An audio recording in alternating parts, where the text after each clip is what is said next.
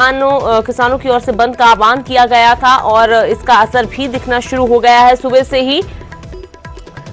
तो हालांकि किसानों ने कहा कि इस बार का भारत बंद पहले के भारत बंद से अलग है, क्योंकि इस बार जो जबरन दुकानें हैं वो बंद नहीं करवाई जा रही, बल्कि खुद अलग अलग संगठनों की ओर से, यूनियन की ओर से खुद समर्थन जो किसानों को दिया जा रहा है। यहां तक कि कई सियासी पार्टियों ने भी किसानों के इस बंद का समर्थन किया है। पंजाब में भी तमाम सियासी पार्टियों ने किसानों के बंद का समर्थन किया है और दूसरी ओर कई ऐसी ट्रेड यूनियन हैं और कई संगठन हैं जिनकी ओर से किसानों का समर्थन देने का ऐलान जो किया गया था।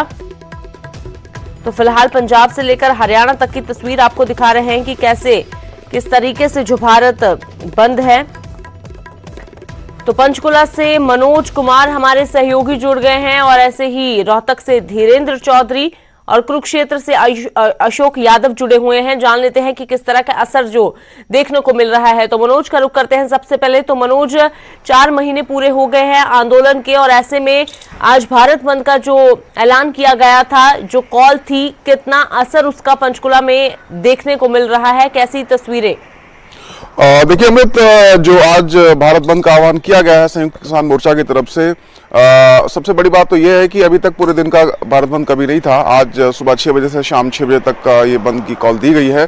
और हरियाणा की बात करें तो चाहे प्रदेश सरकार हो या गृह विभाग हो या स्थानीय प्रशासन हो, सभी अपनी तरफ से मुस्तैद हैं। सभी ने जो अपनी मुस्तैदी है वो बढ़ा दी है और खासकर पुलिस ने बाकायदा एडवाइजरी जारी करी है लोगों को कि वो अगर बहुत ज़्यादा ज़रूरत है तभी घर से निकले, अन्यथा घर से ना निकलें।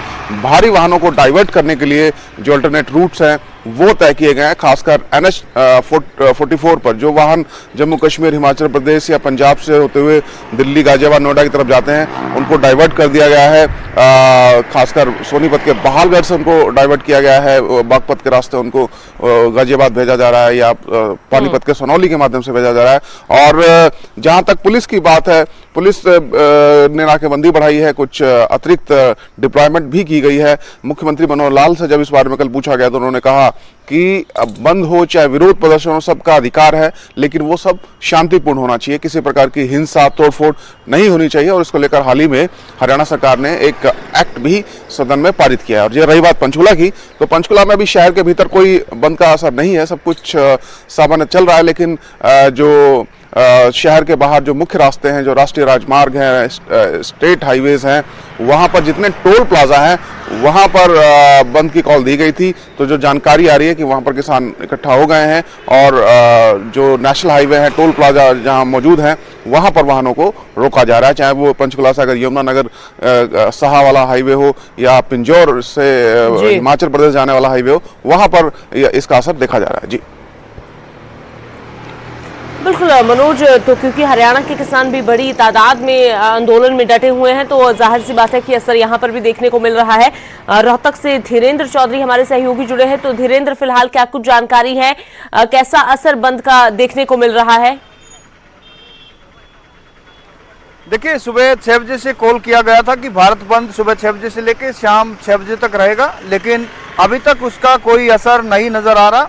हालांकि सुबह 10 बजे के आसपास आवागमन शुरू होता है, शहरों के अंदर दुकानें खुलती हैं, लेकिन सुबह का वक्त है और अभी की अगर आपको तस्वीरें दिखाएं तो अभी ऐसा नज़र नहीं आ रहा कि भारत बंद का कोई आह्वान किया गया है। अभी आपको तस्वीरें दिखाते हैं रोहतक शहर की किस तरह का माहौल है। अभी देखिए, आपकी आम दिनों की तरह ही वाहनों का आवागमन उसी तरह से चल रहा है जैसे बाकी दिनों होता है। किसी तरह का कोई अवरोध नहीं है, लोग आ जा रहे हैं, स्टूडेंट्स कॉलेजेस में आ रहे हैं और जो उनके दैनिक काम है उस पर वो निकल चुके हैं। तो रोहतक शहर के अंदर अभी तक किसी तरह का ऐसा नहीं लग रहा कि भारत बंद का आह्वान है। हालांकि तस्वीरें सुबह 10 से 11 बजे के आसपास आएंगी कि जो कॉल की गई है उसका कितना असर है। फिलहाल तक कोई असर नहीं नजर आता और देखना यह है कि दोपहर 11 बजे के आसपास होंगी, क्योंकि पुलिस की तरफ से भी एडवाइजरी जारी की गई है कि अगर बेहद जरूरी ना हो तो अपने घरों से बाहर ना निकले, क्योंकि नेशनल हाईवे नंबर 10 पर हम खड़े हैं और 10 को लेकर किसानों ने भी कॉल दी थी कि इसको बंद किया जाएगा, लेकिन अभी तक तस्वीरें सामान्य हैं। बिल्कुल। तो अभी फिलहाल जिस तरह का माहौल है, आगे ऐसा रहता है या आगे तस्वीर बदलती है, ये देखना काफी अहम होगा। तो फिलहाल कुरुक्षेत्र से अशोक यादव हमारे सहयोगी जुड़े हैं। तो अशोक, कुरुक्षेत्र में कैसा माहौल है?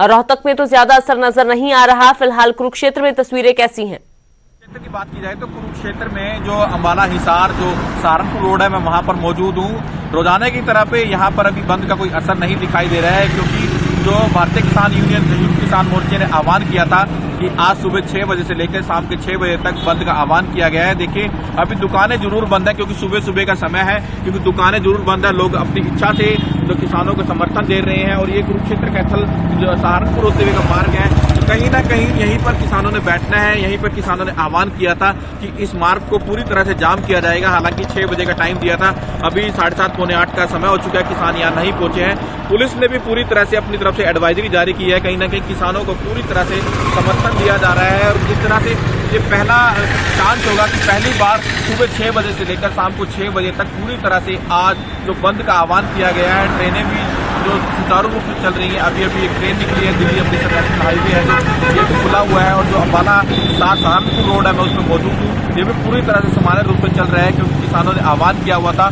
10 बजे के बाद जाहिर है किसान यहाँ पर पहुंचना शुरू होंगे।